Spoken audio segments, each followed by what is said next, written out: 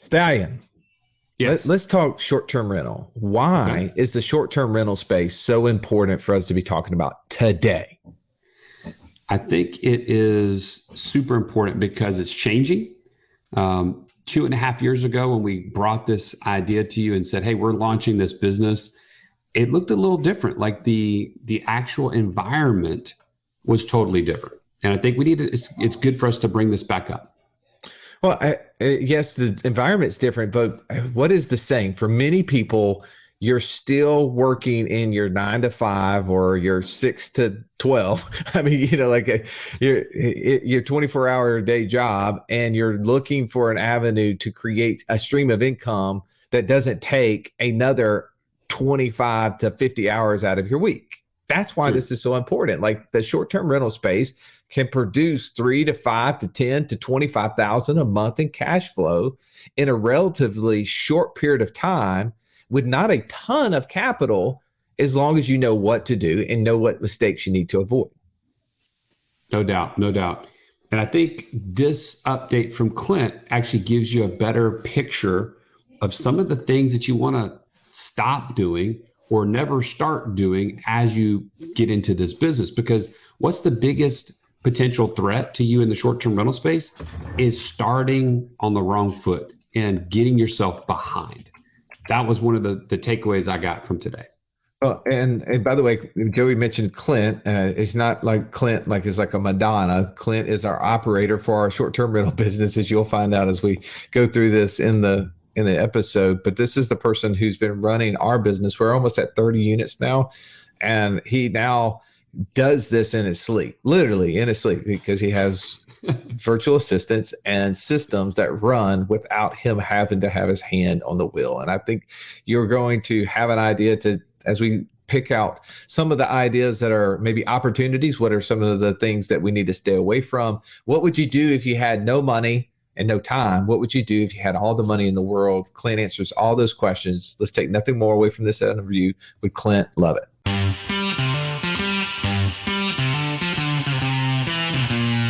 Welcome to the Wealth Without Wall Street podcast, your guide to understanding how to get out of the Wall Street rat race and start your own mailbox money lifestyle. Now, don't let these handsome Southern draws fool you. These financial minds are teaching our country to enhance savings, increase cash flow, and create passive income, all without the help of Wall Street. Are you ready to break through? Now here are your hosts, Russ Morgan and Joey Murray. Wealth Without Wall Street tribe, you love the short-term rental business. I'm so glad to have back our operator, Clint Lovette, in the house. Clint, thanks for being on the show, man. Good morning, guys. Glad to be back. Yeah. Hey, by the way, how's it going in the STR business today? It's going good. We had a good October, and November's looking pretty good, so all is well. So Tuesday, by the way, just letting you into what happens on Tuesday. Joey and I meet with Clint. Clint tells about all the fun things that are going on, some of the interesting happenings when they go down. But also, we have a very high level meeting on the numbers, which I think is really interesting for most of our audience. Clint, is that they are either one of many different people. Maybe they just want to be a pure investor like Joey and I are. Maybe they want to be an operator of the business similar to what you are, right? So I want to make sure as we cover things today that we let them see both sides of the aisle, if you will. Absolutely. So I want to start at this because we started this business in June of 2020. And if you've not listening to some of the previous episodes, definitely call you back to go back and hear kind of how we started it, why we started it, some of that. But the question I have for you, if we had to start this thing, like tear it down and start it over from scratch, what would you do differently? I think one of the things I would do differently, which we've done, we just didn't focus on it right at the beginning, is kind of focus on building a brand a little bit more in the beginning. We focused on the obvious things like the online travel agencies, Airbnb, Verbo, that kind of thing. But I think now that we're 2.5 years into this almost, I can see that the amount of direct bookings and the amount of repeat business and just the percentage markup that we get on a direct booking is so much better. You can control the customer experience so much more. So probably would have focused on building that brand a little bit more in the very beginning.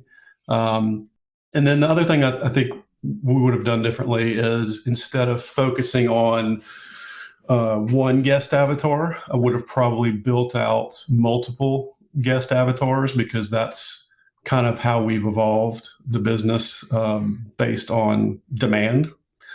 So we've seen a lot of, hey, we need 2 and 3 and 4 bedroom units because we got a lot of local families that relocate because they've sold their house and they need a 3-week stay, or they're renovating and they're redoing their hardwood floors and they need a week stay. So that's kind of evolved from a demand standpoint. But if we had focused on not just the business travel and the traveling nurse and focused on 1 bedrooms only in the beginning, we probably would have had that business from the very beginning. So those are kind of the 2 things. Let me ask you a further question on that. When you say focus on building the brand, or more time spent on that, like, are some practical things that you think somebody, let's say that they're just starting their short-term rental business now, they've taken your course and they're like, man, this is awesome. What would you tell them practically to do to build that? I mean, just a few simple things that they can do is, number one, you want to start, the LLC, you want to get your business name. You want to make it a name that is marketable. So not just, hey, Joey STR LLC, something like a Wake Up in Birmingham or something creative. Create yourself a logo, get yourself some business cards. Those are just some simple steps that you can use. They're cheap, they're easy. But then when you're out talking to people, when you're walking properties, when you're walking apartment communities, whatever your strategy is, when you're talking to owners of rentals that you want to turn into short-term rentals, you've got that logo, you've got that brand. You can start handing out those business cards, and those are just some simple things that you can do. You don't have to necessarily build yourself a custom website and all that jazz, but having that name and having that logo and being able to talk about your business like it's a real business will go a long way. Do you feel like too oftentimes short-term rental operators, especially those getting into the business, but even those maybe who've been in it for a while, lean on these platforms like Airbnb and Vrbo way too much? I think so. I think, the benefit of those platforms is that you can get up and running and profitable very quickly if you do it right. But a lot of people don't make the shift to, again, creating their own business and then treating it like their own business. So, there's all these courses or all these YouTube videos, how to run an Airbnb business and make, 7-figure income, blah, blah, blah, blah. At the end of the day, you're working for Airbnb. You have an Airbnb job. So you got to ask yourself, do I want to be beholden to one platform and basically whatever they say goes? Or do I want to diversify and build myself a business so that if something happens to Airbnb, I mean, let's say Airbnb's platform got hacked and they went down for 3 or 4 days. Well, for us, that's 45% of our income, not 100%. Right. So that's kind of my mindset is I don't, I like Brian Chesky, I guess, but I don't want to work for him. Well, I mean, you're bringing up a great point, though. I mean, there's a lot of opportunity there. If we're depending on one revenue source, then there's one point of failure, right? There is the singular point of failure that could cost us our livelihood. For, Joey and I are utilizing this more as an investment within multiple other things that we're doing. But if Airbnb goes down, they're hacked, or they change their social policy, that for whatever their social policy is, if it disagrees with yours. I mean, like, think about the Twitters, the Facebook, the Instagram. There's lots of these platforms out there that people have built businesses off of, right? And they said something or posted something that violated the terms and agreements of those who set those terms and agreements, the one who owned the company. And just that one thing shut their whole business down, eliminated their business from sight. Well, That's a really interesting point that you're making. Not only are we susceptible to their business being hacked and it having some sort of delay that would impact us, but also at the same point is that truly, if we're dependent 100% on their marketing, then we are at the mercy of whatever they decide to do. If it doesn't agree with us, either we have to cancel our business or agree with them and disagree in silence. Yeah, absolutely. I mean, a great example is this summer, Airbnb changed a bunch of their algorithms, and they went to this new, categories and promoting experiences and all this stuff. Well, when they did that, there were people that had lakefront properties, that had waterfront properties on the beach that weren't even listed in a lakefront category or a waterfront category. And most of them didn't even know about it. So they went 30, 45 days and they're like, what happened? Like the switch just got turned off. We're not getting booked at all. And all these people suffered this summer because of that change. And if we had been strictly just on Airbnb or any of the other just platforms, then we would have been affected as well. I want to follow up that as like one of those issues that you see other operators dealing with that makes you cringe. Like, ooh, I wish they would know better than to do that or this. Are there other things that you see these operators or someone new to the business doing that you're like, man, let me save you some time and some heartache. Don't do X, Y, or Z. What would those things be? I think there's probably three main things that I see.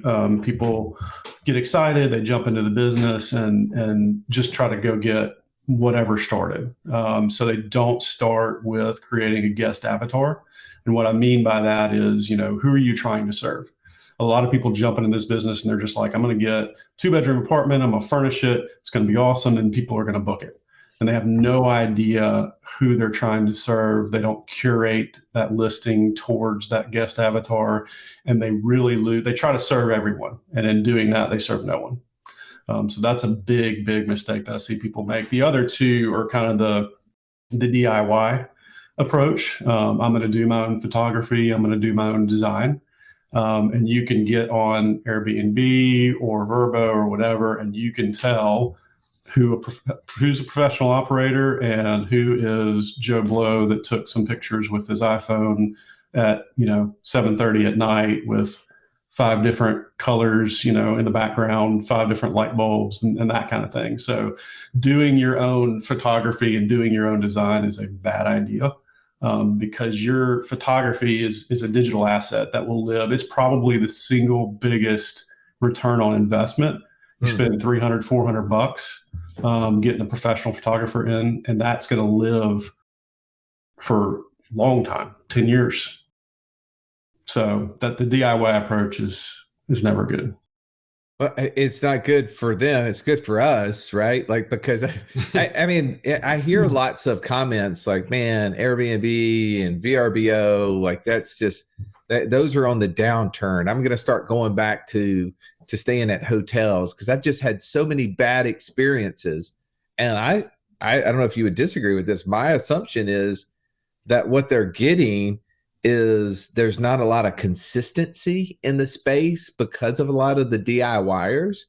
And we get on these sites and there's so many options, it turns us into Walmart-based shoppers, right? Like we're saying, okay, well, here's a 2-bedroom, it's $150 a night. Here's a 2-bedroom, it's $160 a night. Here's a 2-bedroom, it's $155 a night. Here's a 2-bedroom, it's $250 a night. Nah, I ain't looking at that one, right? So then we're like in the $150 to $160 range, and we choose, and we disregard the fact that those 3 aren't super hosts. Those 3 don't have the review category that we would probably want in a place that we'd stay. But we're like, well, it seems like this is the price. It seems like this person is gouging as compared to, no, this is probably what the 250 person is probably what the price should have been. And because they're doing it in a consistent way, they're a super host. They have, like you said, professional photography. They've got all of the security things in line. So we have an experience that could be consistent across the board. Like, what are some of those things like that you see what is the difference, if you will, between an experienced operator and someone who is DIY? Yeah, I mean, you really see the hospitality industry kind of merging right now. Just a kind of funny example, I was on social media the other day and I saw a promoted ad, and it was a guest checking into an STR. They didn't say Airbnb, but you could tell that's what it was. And there's a whiteboard on the wall, and it's like house rules listed out, and it's just stupid stuff like don't use the downstairs toilet and don't make any sandwiches and just stuff like that. And it was actually pretty funny, but the ad was done by Hilton. Oh. So one of the things you take away from that is, all right, well, that's kind of true. Like a lot of people have these quirky house rules and, the consistency we talked about with Airbnb. But if Hilton is running ads on social media coming after STRs, to me, that's a great thing. That means, hey, you've got the attention of the big boys, and you can see even in their commercials things that they've picked up from the short-term world that people do that they're now starting to offer. And you start seeing the professional operators in the SCR business doing the same thing, shifting towards a lot of the amenities that the hotels provide, like, shampoo, soap, that kind of stuff, little things like that.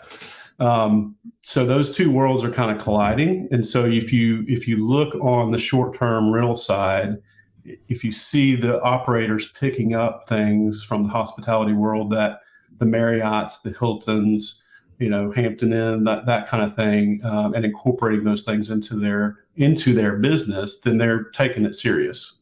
And that's the kind of consistency that we need in this industry in order for people to trust it. This podcast is amazing, almost too amazing, Russ. There's too many ideas, and I don't know where to get started creating passive income. Well, here's the thing, Joey. I think one of the things you need to consider in that statement is, what is it costing you to not know? What is it costing you not to take action? I love the statement that says you don't have to be great to start. You just have to start to be great. If you're struggling on where to start, you have to know what type of investor you are. Know your investor DNA. And if you want to learn more about this, you can join us in our Passport Challenge at wealthwithoutwallstreet.com/passport. Get started today. Let me stay on the topic now of opportunity, because you just kind of hit on the fact that you've gotten somebody else at the top, the big dog's attention.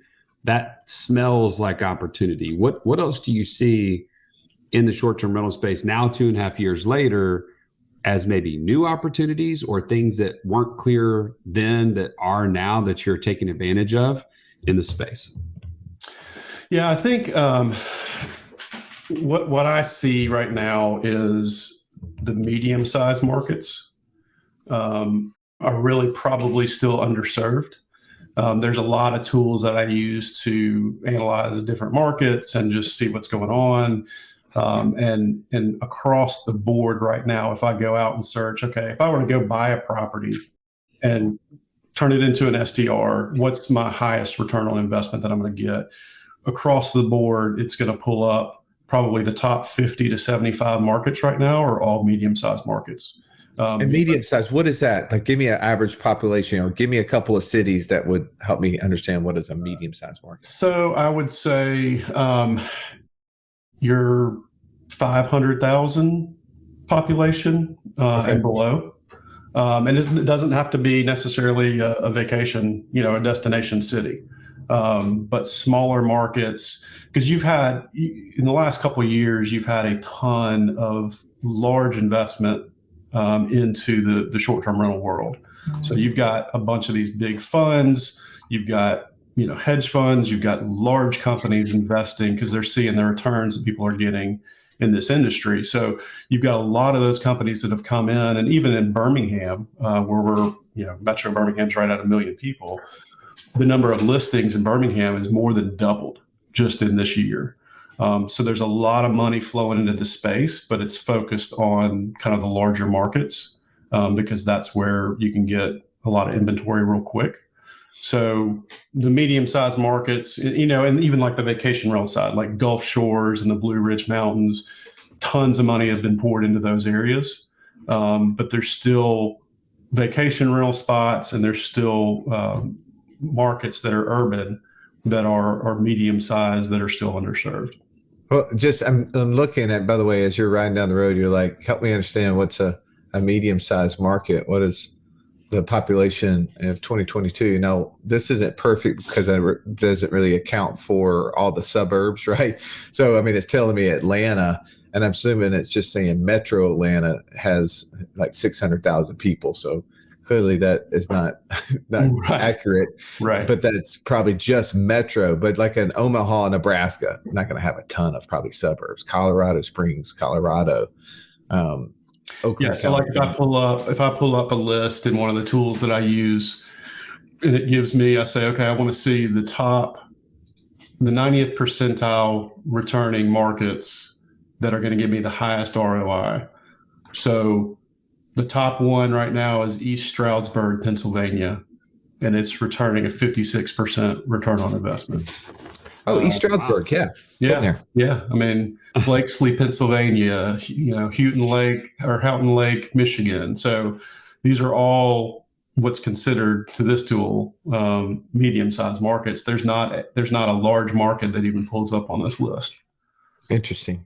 Well, I think that's an opportunity as we kind of, I want to make sure as you're riding down the road, you're maybe you're wanting to find out if this is the option for you, Clint. If you're starting out this business on a budget, right? Like I don't have a whole lot of time, so my budget of time is low, and I don't have a ton of built up capital, most likely because I've put it in places I can't touch, like 401ks and IRAs and home equity and those type of items. Sorry, Stallion, I was cussing. But so I don't really have tons of access to cash. What would be the way that you would help this person think through how to build the business so that they could get the most out of it in the limited funds and limited time that they have? Yeah, so I would start with kind of asking the question of why. What's their goal in starting up this business, and where do they want to be in a year, 5 years, 10 years? Can I role play with you? Because I hear Joey has forced me to be on a lot of these calls lately, and I say force meaning that he knows that I'm not the right one to be on it, but our coaches are taking this financial freedom thing way too much to heart, and so we have more people reaching out to us than we have people to help them right now, and so we're working to solve that. We've got 3 new guys in training, but I've been listening to these calls, and the conversations are. I'm just going to give you one of them. I just want to be able to drop my kids off at the bus stop every morning, and I want to be able to pick them up. And if I had the ability to bring in an extra $3,000 to $5,000 a month, that would allow me to work in my job in a more part-time fashion, right? Like where most of the time people feel like they have to work 60 hours in the week so that way that they get paid the amount of money they need. But if they could make that $3,000 to $5,000 extra, it gives them the ability to go in at 9 and leave at 3 kind of deal. Yeah. So, I mean, if that's your goal, then you want to essentially act like where you want to be. So when you're running numbers, when you're looking at how do I get to that 3,000 to 5,000, if you don't have a ton of cash, then the strategy that you're going to take is what we've taken, which is the arbitrage model. Because you don't have to have a ton of cash to put down. You just need, hopefully nothing for rent if you negotiate it right on the first month, but just, a half month's rent maybe to get started, and then the furnishings. And there's even companies out there where you can rent the furniture if you want to, so you don't even have to put that cash down. But if that's where you are and that's your goal, then you need to probably look at, I need to have, anywhere from 3 to 7 units up and running in order to produce that $5,000 that I need. And so you're going to start with that in mind, and you're going to build your systems, and you're going to put all the pieces in place in the very beginning to help you get to that $5,000 a month. One of the mistakes I see people make, we've touched on this before, but is just kind of jumping in and not getting the proper training and not understanding how the travel channels work and not understanding dynamic pricing and how to maximize your revenue, and they just jump in and they either fail or they've got, units that's producing a couple $100 a month that should be producing $1,200 a month. So the whole act like where you want to be is set out your goals, set out your financial goals, set out your time goals. If you only want to work 4 or 5 hours a week in this business, you can do that. You can have 6 or 7 units and work 4 or 5 hours a week, but you have to understand that that's a goal and a priority for you. And you have to set up your systems and your team in order to allow you to do that. By the way, Clint, great wisdom is being shared here. I don't want to miss the opportunity. If you have thought about being in the short-term rental space, we have a great opportunity for you for podcast listeners only. If you want to go to wealthwithoutwallstreet.com/STR course, we're giving a massive discount from our $2,000 course, probably one of the best in the business that we've seen. And that's because Russ and I were not involved. It was only Clint and his insights and real life experience. But you can get it today for $500. So if you are starting on a budget, as Russ and Clint just talked about, then this is a way to get in and get all the information so that you can kind of shorten the time frame to get your first one up and going. I don't want you to miss that opportunity. I'm glad you mentioned that, Stallion. The key is that you don't want to make the mistakes that are going to prolong the time to get to where you want to go, right? 100%. Like too often times we feel like the way to go is just start. I'll just start. I'll figure it out. And by figuring it out, I don't need any course. I don't need any coaching. I don't need any help. But there's that old saying that if I was given 3 hours, 10 hours to cut down a tree, what would I do? Well, if it was a 3-hour time limit, I'd spend the first 2.5 hours sharpening the axe, right?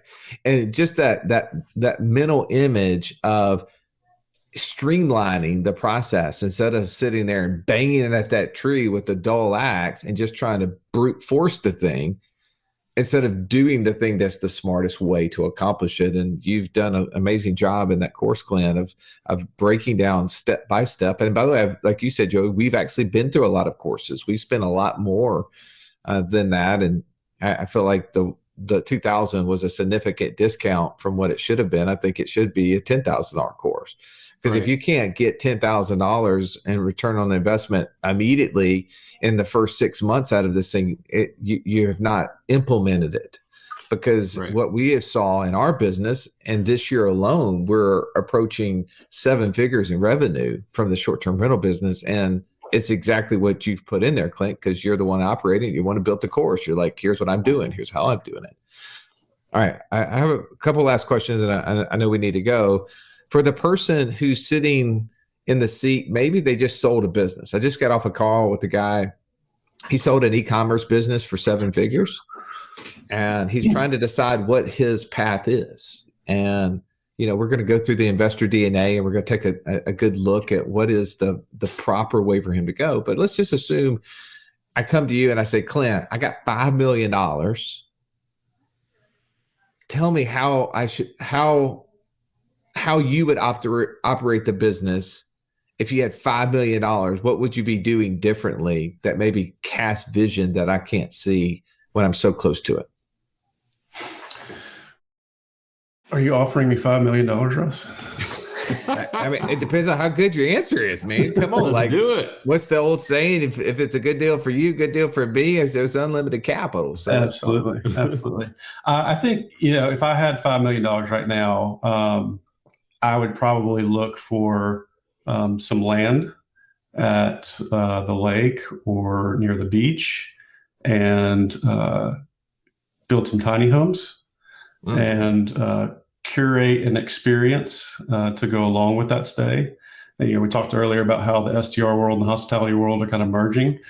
And that's what I see even in our units where Birmingham's not a destination city.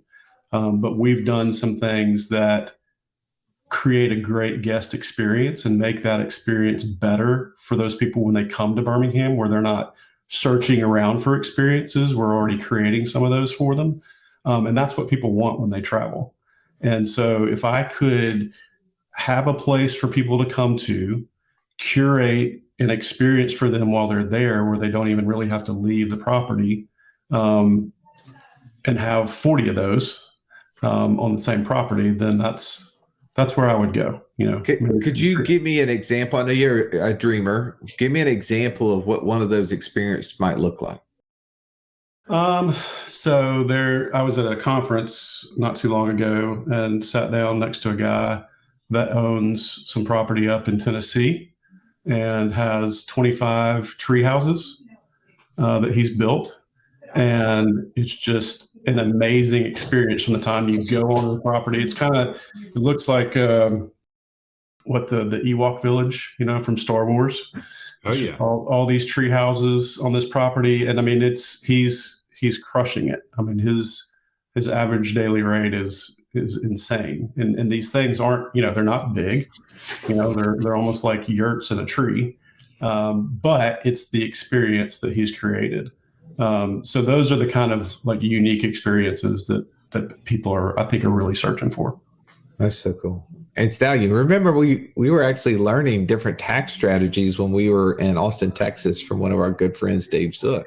And he was talking about some of the tax benefits of actually utilizing something like a tree house. It offers different levels of depreciation that may not be available to the regular thing.